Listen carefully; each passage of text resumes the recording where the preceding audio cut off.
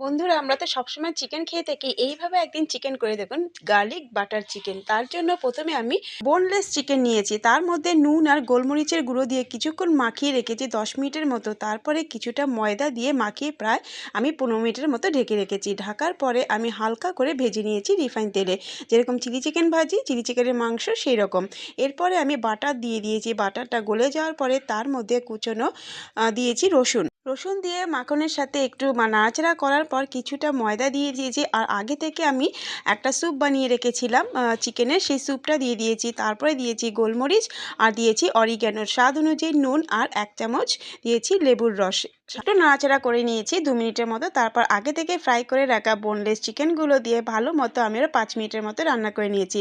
নামানোর আগে আরও 1 চামচ দিয়ে দিয়েছি গোলমরিচের গুঁড়ো আর কিছুটা ধনেপাতা দিয়ে একটু নাড়াচাড়া করে একটা প্লেটে নামিয়ে নিয়েছি আমার গার্লিক বাটার চিকেন। দারুণ লাগে বন্ধুরা, বাচ্চারা যদি চিকেন